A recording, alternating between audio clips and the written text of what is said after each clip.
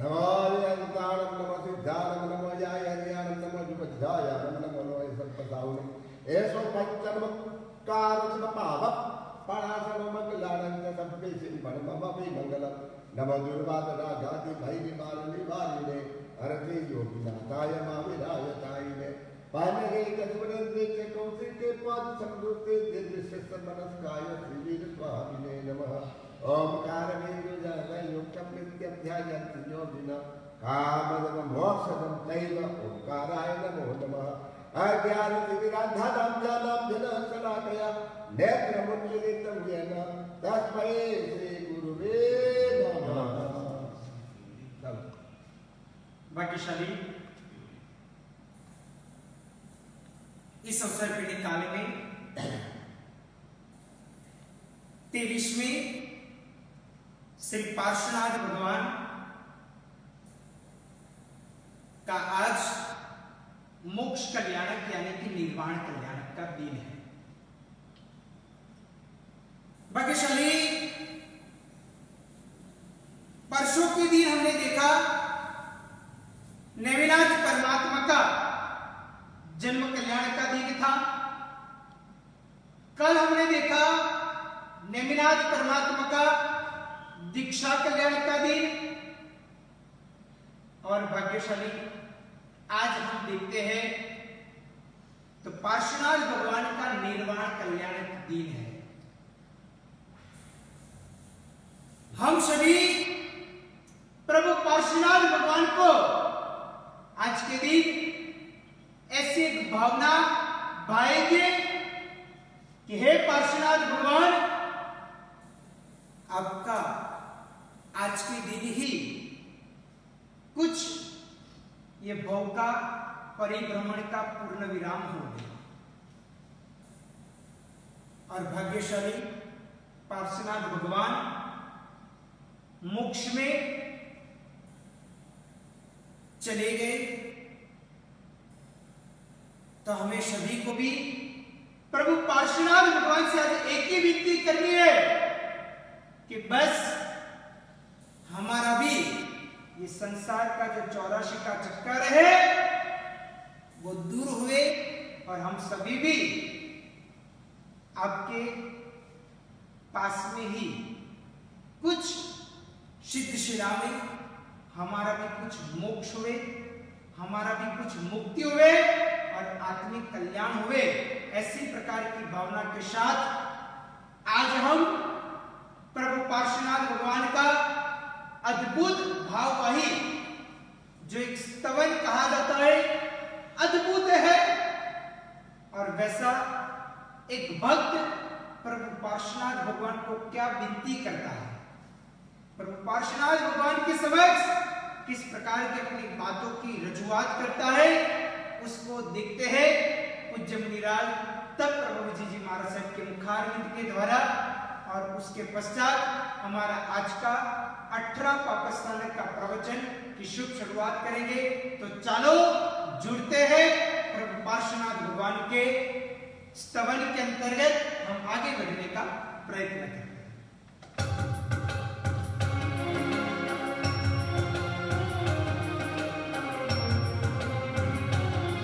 मेरे साहिब तुम ही हो प्रभु बासुजिनंदा, मेरे साहिब तुम ही हो प्रभु बासुजिनंदा। खिदमत गार करे बहु मैं तेरा बंदा, खिदमत गार करे बहु मैं तेरा बंदा। ओ मेरे साहिब तुम ही हो प्रभु बासुजिनंदा, मेरे साहिब तुम ही हो प्रभु बासुजिनंदा।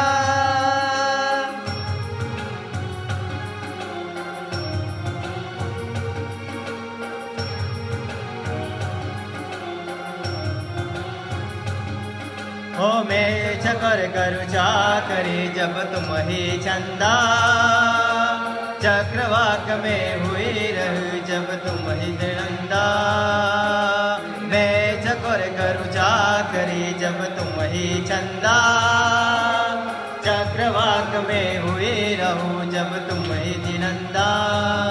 हो मेरे साहिब तुम ही हो प्रभु पास जिनंदा मेरे साहिब तुम ही हो प्रभु पास जिनंदा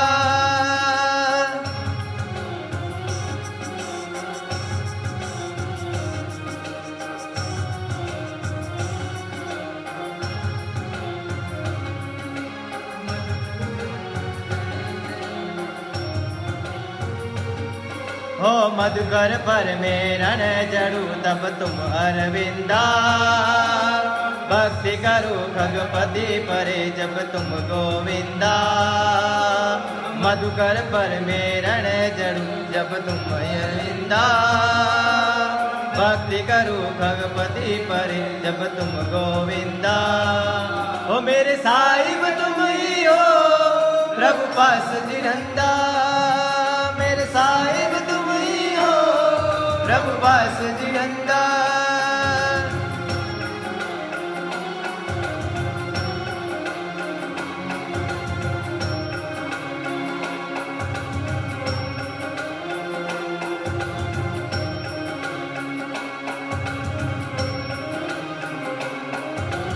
तुम जब घर चितगन पए तब में सिकिनंदा तुम सायर जब में तदा तुम सरिता मंदा तुम जब घर चितगन पए तब में सिकिनंदा तुम सायर जब में तदा तुम सरिता मंदा ओ मेरे साहिब तुम ही हो प्रभु पास जिनंदा मेरे साहिब तुम ही हो प्रभु पास जिनंदा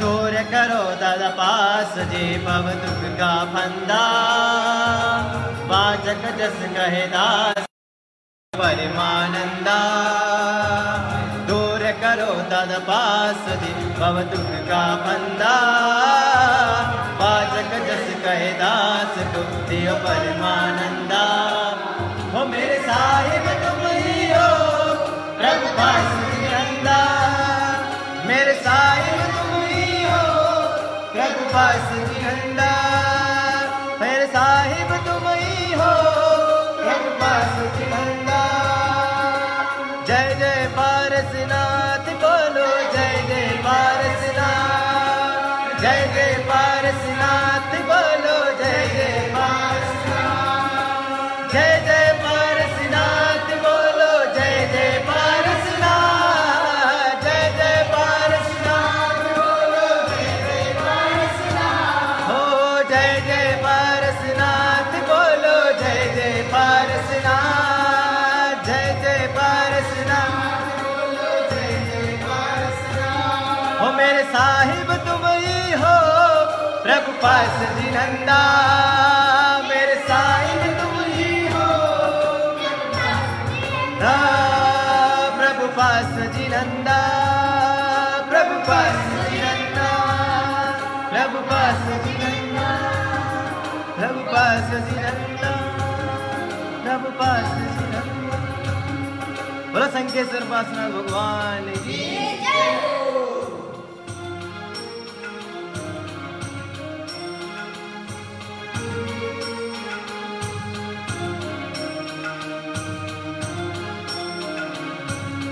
इंद्रियों ने जीवन निक्षण एक पण सो पाए ना जय इंद्रियों ने जीवन निक्षण एक पण सो पाए ना मुझे आए को आँखों में तो हे इंद्रियों ना साथ माँ मुझे आए को आँखों में तो इंद्रियों ना साथ माँ लागे अवे श्री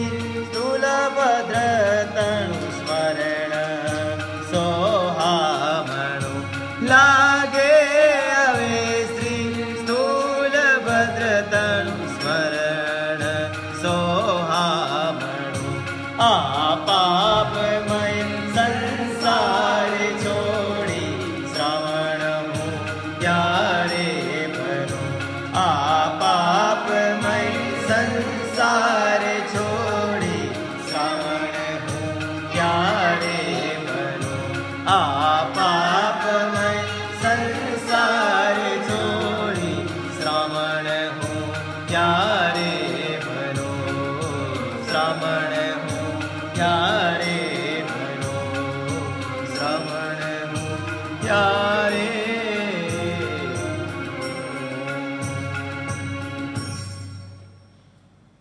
भाग्यशाली 18 प्रकार के पाप स्थानक में चौथा नंबर का पाप यानी कि मैथुन की बात चल रही थी। भाग्यशाली कहा गया है कि सभी व्रतों का अगर कोई सार हो तो वो ब्रह्मचर्य कहा जाता है। यानी कि ब्रह्मचर्य एक प्रकार का उत्कृष्ट व्रत कहा गया है जीवन में। ब्रह्मचर्य का पालन जो व्यक्ति अपने जीवन काल में करते हैं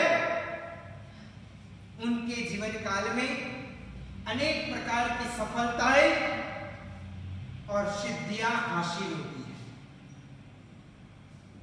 भाग्यशाली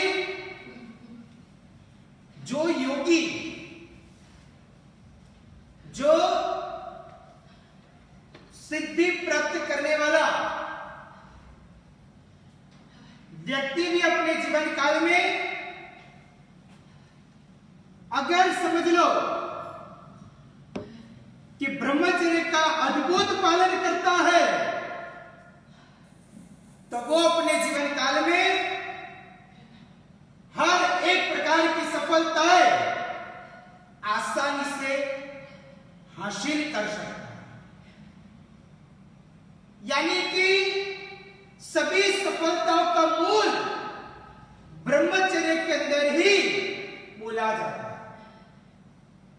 भाग्यशाली शायद आपको याद हो तो बराबर, नहीं तो आपको एक चीज कह देता हूं कि जब इंद्र महाराजा भी अपनी इंद्र सभा की जब शुरुआत करते हैं तब वो भी एक प्रकार से सबसे पहले जितने भी वीरतीधर आत्मा होते हैं, ब्रह्मचर्य का अद्भुत पालन करने वाले जो भी आत्मा होते हैं उनको सबसे पहले वो नमस्कार करते हैं और उनके बाद में ही उनकी इंद्र सभा का एक प्रकार का शुरुआत होता है। भाग्यशाली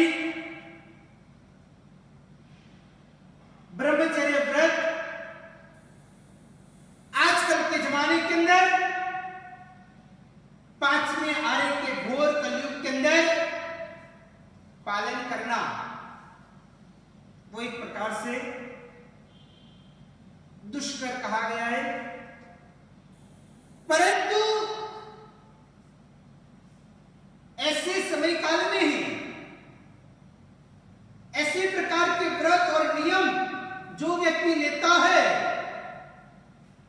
वो व्यक्ति अपने जीवन काल में खूब आगे बढ़ता है। कोई भी प्रकार के व्रत और नियम हमें अपने जीवन काल में कोई बाधा रूप नहीं, परंतु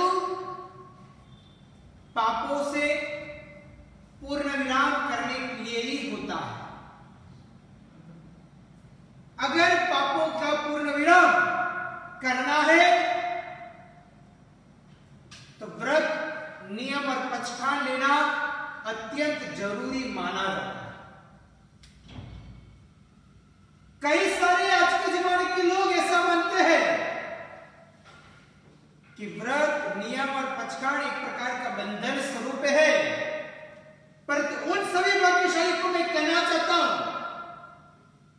कि व्रत नियम और पचखान बंधन स्वरूप नहीं, परंतु आपके जीवन काल में लगने वाले जो पाप है उसके द्वारा आपको मुक्ति दिलाने वाला, तिलांजलि दिलाने वाला कहा जाता है। और अगर पापों से मुक्ति होगी तो दुख नहीं आएगा। और आखिर में हर एक व्यक्ति को यही चीज चाहिए कि अपने जीवन काल में मात्र की मात्र मुझे सुख कैसे मिले, दुख से मुक्ति कैसे मिले, यही हर एक व्यक्ति की मनोकामना और इच्छाएं होती है।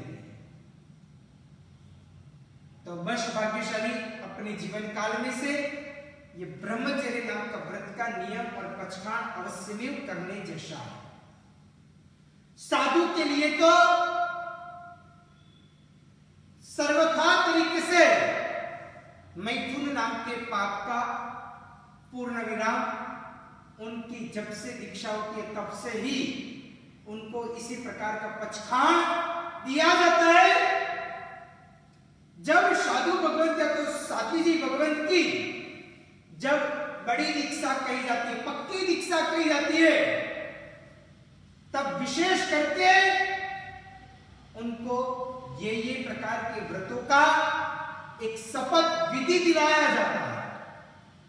उनको कहा जाता है कि जब तक शरीर में प्राण है, जब तक मैं ये शरीर के अंदर हूं, तब तक के लिए, यानी कि जावत जीव के लिए मैं ये व्रत और नियम और पचखान का पूर्ण तरीके से पालन करूंगा, इस प्रकार उनको दिलाया जाता है।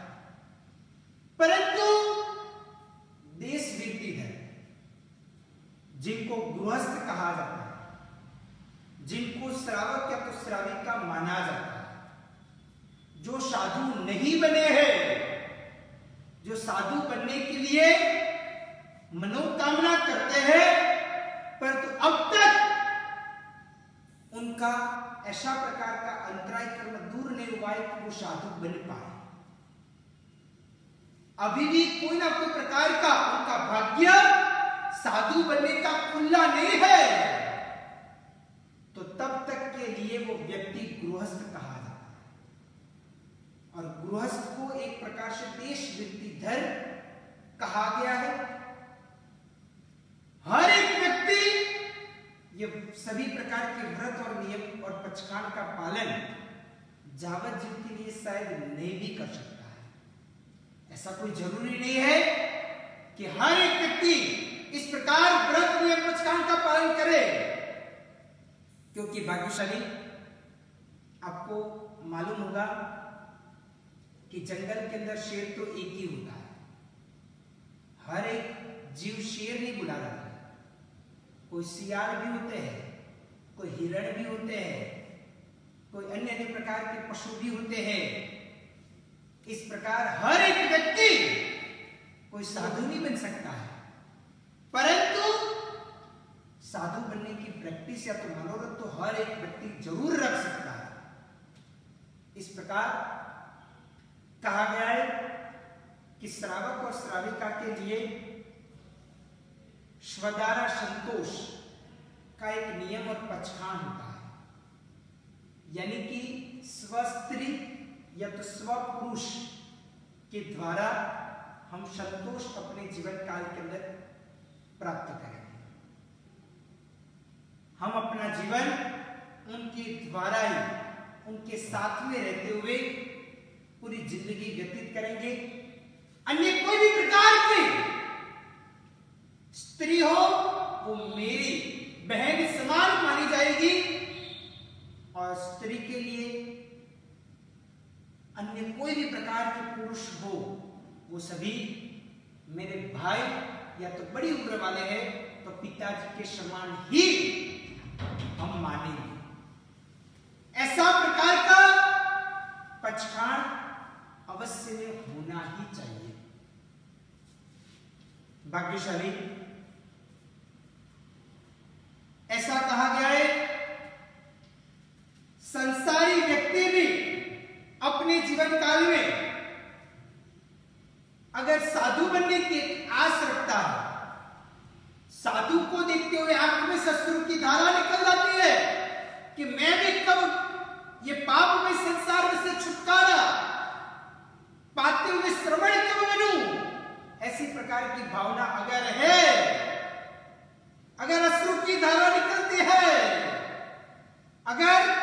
जो श्रावक और श्राविका अपने जीवन काल के अंदर अपने आप को कम भागी मानते हैं कि हम कैसे पाप के अंदर फंस गए, कब बाहर निकलेंगे, इस प्रकार मानते हैं, साधु को नित्य याद करते हुए उनको भावपूर्वक भी वंदन करते हैं, तो वो व्यक्ति गृहस्थ होते हुए भी भाव साधु कहा जाता है, क्योंकि उनका मन साधुता के अंदर है।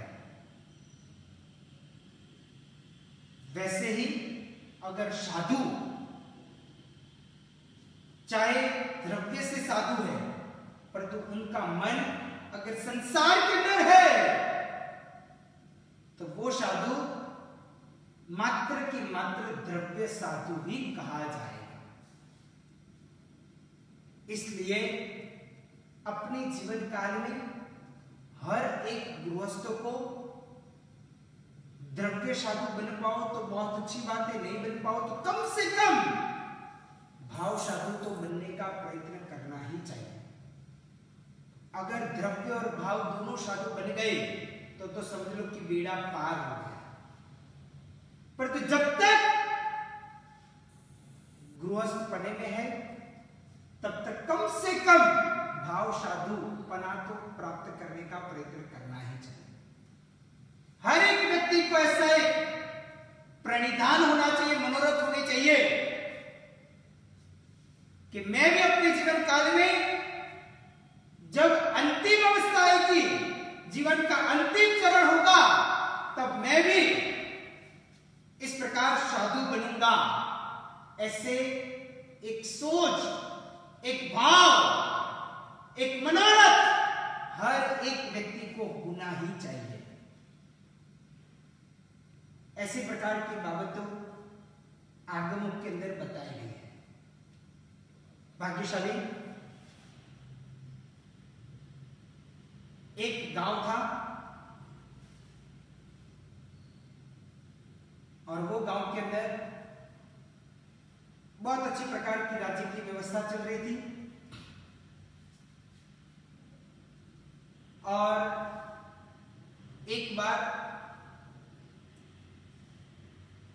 जो गांव के अंदर राजा थे, उनके दो लड़के थे, एक बड़ा लड़का एक छोटा लड़का। बड़े लड़के की और छोटे लड़के की दोनों की इच्छा थी कि हम साधु बने, श्रमण बने, संत बने, अपना जीवन परमात्मा को समर्पित करें। परंतु छोटे भाई ने बड़े भाई को कहा कि तुम राज्य व्यवस्था संभालो, मुझे आत्म कल्याण करने के लिए इजाजत दो, रजा दो। और पिताजी के जाने के बाद में सभी जवाबदारी बड़े भाई के ऊपर आ गई थी। बड़े भाई को ये जवाबदारी निभाना आवश्यक था, इच्छा थी, मन था साधु बनना। वो मुमुक्षु थे। मुमुक्षु यानी कि ऐसा मत समझना कि जो व्यक्ति दीक्षा लेता है वही मुमुक्षु कहा जाता है। मुमुक्षु का सीधा मतलब ये होता है कि जो मोक्ष के अर्थी है, जिनको मोक्ष में जाने की अभिलाषा है, जिनको संसार में कंटाला आता है, दुखमय जिंदगी के अंदर नहीं जीना है,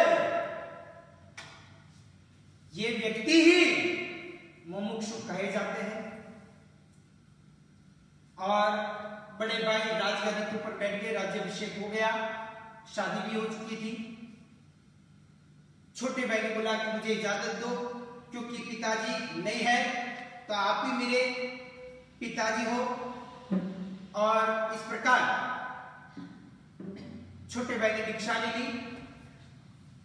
दीक्षा लेते हुए परिभ्रमण करते हुए वापिस कई वर्षों के बाद वही नगर में आने का हुआ। जैन शासन का प्रचार करते हुए आगे बढ़ रहे थे। वही नगर में आए और एक प्रकार से समाचार राजा और रानी तक पहुंचे कि आपके भाई महाशय वो वापिस ये नगर के अंदर पधारे हैं, उनको वंदन करने के लिए, प्रवचन आदि वगैरह सुनने के लिए हमें सभी को जाना चाहिए। इस प्रकार राजा अपने पूरे परिवार के साथ, सेवक, रानी आदि वगैरह सबके साथ, पूरे नगर के साथ, नगर श्रेष्ठ जो होते हैं, मंत्रीश्वर वगैरह होते हैं, सेनाधिपति होते हैं, प्रधान होता है, वो सभी के साथ प्रवचन सुनने के लिए गए, वंदन करने के लिए गए और प्रवचन आदि वगैरह सुना, सुक्षता आदि वगैरह पूछा। ऐसे ही थोड़े दिन वो साधु भगवान वहां भी रहे, वही गांव और नगर के अंदर। ये जो रानी थी, उनके मन के अंदर विचार आया कि आज एक काम करती हूं, आज मैं गोचरी लेके जाती हूं और मैं ही साधु भगवान को, यानी कि मेरे देवर्य मुनि, इनको मैं ही गोचरी ले रहा हूं। इस प्रकार का सुबह से मन के अंदर एक निश्चय कर दिया है।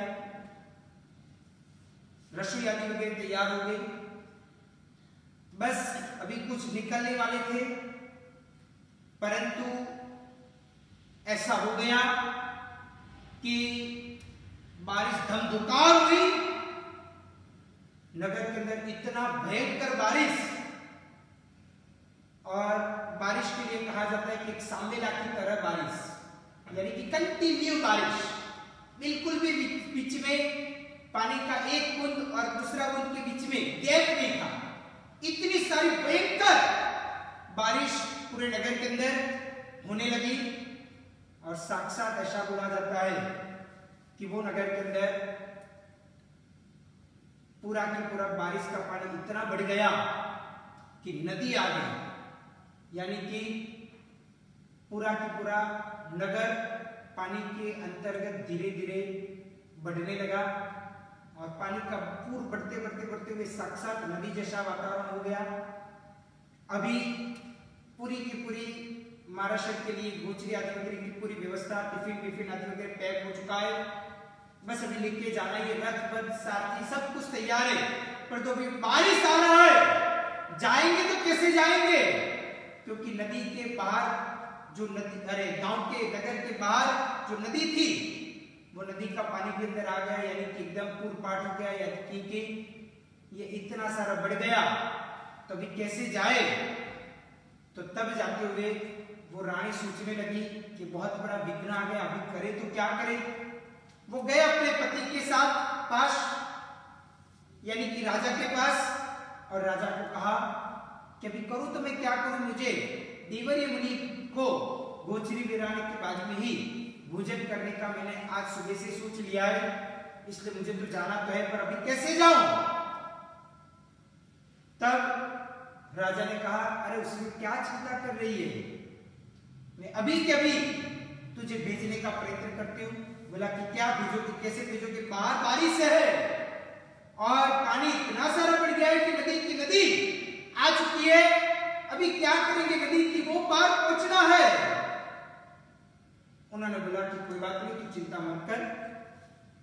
तो जब बाहर निकले तो एक प्रकार से अच्छी तरह से श्रद्धापूर्वक तरीके से नदी माता को कहना कि हे नदी माता, जो मेरा पति, यानी कि ये नगर का जो राजा है, यानी कि वो मेरा पति है, वो यदि बाल ब्रह्मचारी हो तो हे नदी माता, तो मुझे रास्ता दे। उसने बोला कि ठीक है, क्योंकि कहा गया है कि सती स्त्री पति के वाक्य में, सेवक राजा या तो उनका सेठ या तो उनका जो मालिक होता है उसके वाक्य में, शिष्य गुरु के वचन में, पुत्र पिता के वचन में यदि शंका करता है तो बोला जाता है कि उनका व्रत खंडित बोला जाता है। ये तो सती स्त्री थी। उन्होंने बोला ठीक है। वो तुरंत ही जाते वक्त बोलने लगी, हे नदी माता, जो मेरा पति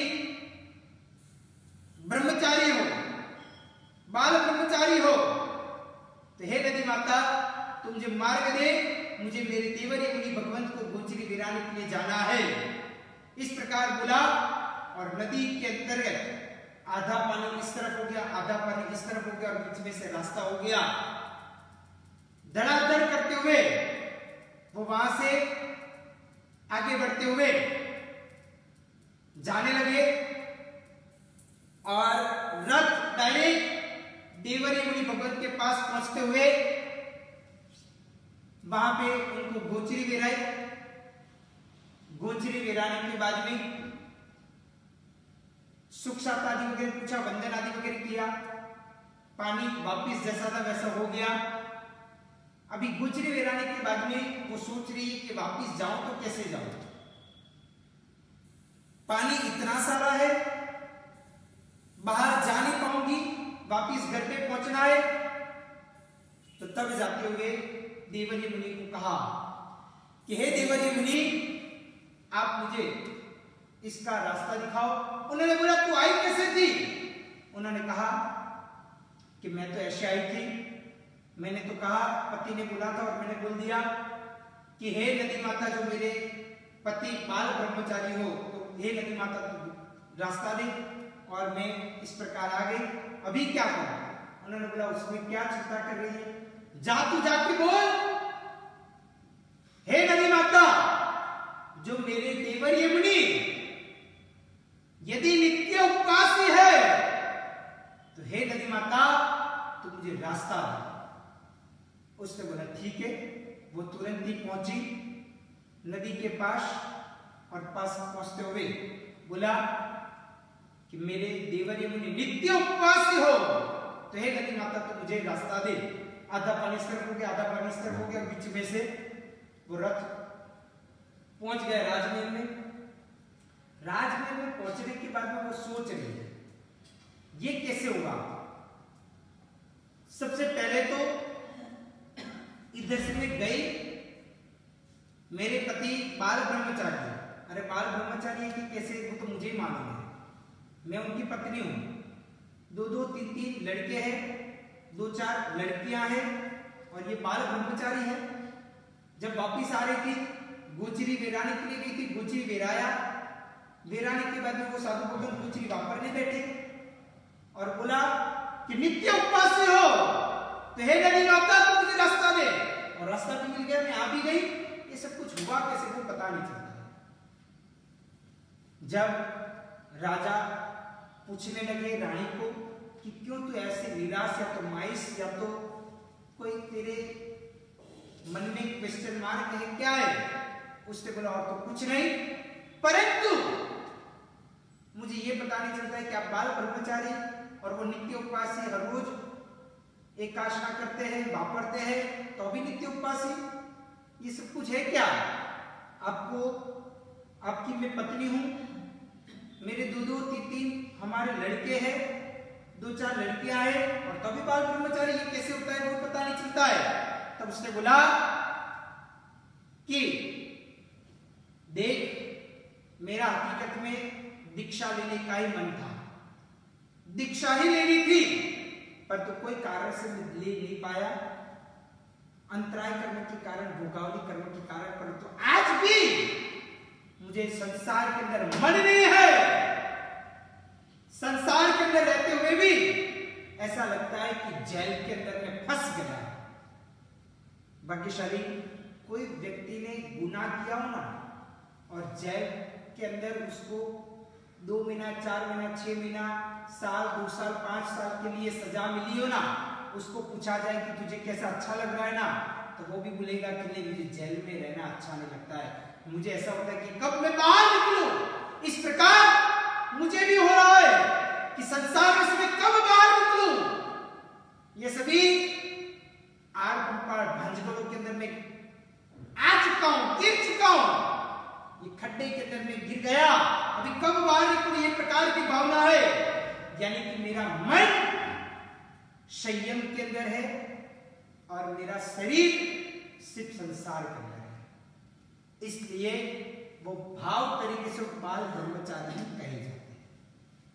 और साधु भगवंत के लिए अगर वो गोचरी, ऐसा कहा गया कि साधु भगत आदि यदि गोचरी वापरते भी है परंतु उनका मन स्वाध्याय के अंदर, ज्ञान के अंदर, ध्यान के अंदर रक्त रहता है। खाने के अंदर उनका मन नहीं है, खाते तो उनको पता भी नहीं होता है कि नमक ज्यादा है या तो कम है। तो भाग्यशाली वो साधु एक प्रकार से नित्य उपवासी, ऐसा प्रकार का शास्त्र के अंदर ये बात आती है कि ऐसा प्रकार का कहा जाता है। इसलिए मेरे जो भाई महाराज है ना, वो शरीर को चलाने के लिए सिर्फ गोचरी वापरते हैं। उनका मन खाने की, लालसा की, लालच की वृत्ति के अंदर बिल्कुल भी नहीं है, इसलिए वो नित्य उपवासी कहे जाते हैं।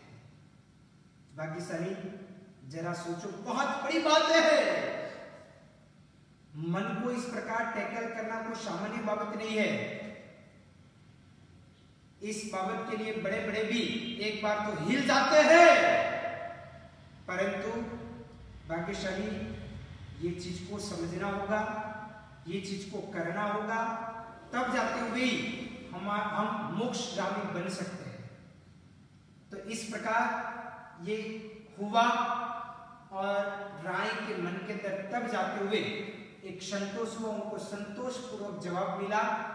तो भाग्यशाली इस प्रकार मैं आप सभी को भी कहना चाहता हूं, यदि आप संसार में हो सके तो सबसे पहले तो आप दीक्षा लो, न हो सके आप ले नहीं पाओ, क्योंकि संसार के अंदर काफी प्रमाण के अंदर बिजनेस, व्यापार, परिवार आदि वगैरह बढ़ गया है, जवाबदारी बढ़ गई है, तो कोई बात नहीं, परंतु कम से कम मन के अंदर ऐसा तो एक निश्चय रखो कि जाना है तो यही देश के अंदर जाना है, अंतिम हमारे श्वास यही देश के अंदर होना चाहिए। इस प्रकार भी होगा ना तो भाग्यशाली आज नहीं तो कल भी हमारा मन हो पाएगा और हम दीक्षा ले पाएंगे और हमारा आत्म कल्याण हो पाएगा। इसलिए आप सभी इसके लिए आगे बढ़ो, बस यही मेरी शुभ कामना और अभिलाषा है। भाग्यशाली देखो, नजदीक के दिनों के अंदर ही तपागच के एक आचार्य भगवान दीक्षा दानेश्वरी गुणरत्न सरस्वती महाराज, एक पन्यास जी भगवान भद्रानंद विजय जी महाराज और एक मुनि भगवान दान रत्न विजय जी महाराज, ये तीन का तो कालधर्म हो गया। अभी देखते देखते हुए अभी कुछ एक दिन पहले ही रविवार को रात को एक प्रकार से, यानी कि शनिवार रात को रविवार का रात बोलो, यानी कि परोढ़ी का कुछ समय बोलो, तो वो समय काल में कुछ रात को 1:15 बजे अचल गच्छ के गच्छाधिपति पूज्य आचार्य भगवान श्री गुणोदय सागर सुरेश्वर जी महाराज, जो अपने जीवन काल के अंदर चुस्त संयम जीवन का पालन करते थे, जिन्होंने अपने जीवन काल के अंदर भव्य तपस्या की है, 54 तो उन्होंने अपने जीवन काल में वर्षी तप किए। उनका दीक्षा पर्याय 64 साल का था। कुछ 92 साल की उम्र के अंतर्गत उनका काल धर्म हुआ। भाग्यशाली अचल गच्छ के अंदर भी एक प्रकार का और जैन शासन के अंदर भी ऐसे गच्छाधिपति की बहुत बड़ी खोट आदि वगैरह लग रही है। पिछले करीब 14 साल पहले मेरा जब आचार्य भगवान कीर्ति प्रभु सरस्वती जी महाराज के साथ संसारी पढ़े के अंदर मैं जब सर जी के पास आया था, वही मेरा प्रथम साल था और वो समय काल के अंदर पालीताना की ओर अहमदाबाद से हम जा रहे थे और तब गुणोदय धाम आता है, वहां पे ये गच्छाधिपति के साथ मिलना आदि वगैरह हुआ था। ऐसे प्रकार के ये गुणोदय सागर सुरेश्वर आचार्य भगवान इस प्रकार हमारे बीच में से चले गए। उनका काल धर्म कच्छ के अंदर 72 जिनालय है, उनके अंतर्गत वहां पे हुआ।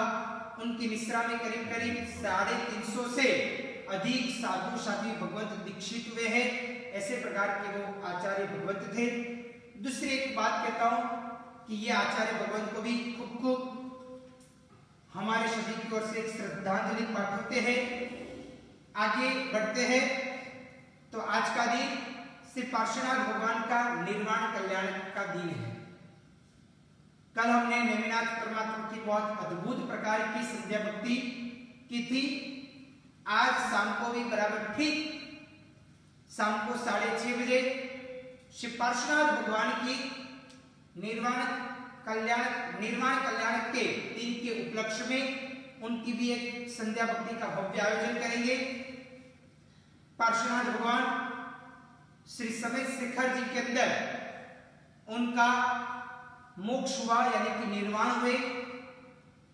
कुछ 1 महीने का उन्होंने मोक्ष तप किया था और उनका इस प्रकार निर्वाण हुआ आज के दिन। तो भाग्यशाली उनका निर्वाण कल्याण के उपलक्ष्य में आज शाम को 6:30 बजे ठीक यही फेसबुक पेज के माध्यम से ये लाइव भक्ति का कार्यक्रम रखा है। तो भाग्यशाली सभी लोग जुड़ सकते हैं। बस अभी इधर तक मैं रखता हूं। कल आगे 5वां नंबर का पापस्थानक की ओर हम आगे बढ़ेंगे। वितराग के अगले कुछ भी बुलाओ तो इच्छा विक्रम आचार्य भगवत के मुखारविंद के द्वारा सर्वमंगल का पाठ सुनते हैं। हाथ जोड़िए सभी भाग्यशाली। सर्वमंगल मांगल्यं सर्व कल्याण कारणं प्रदानं सर्वधर्माणां जय जय जय।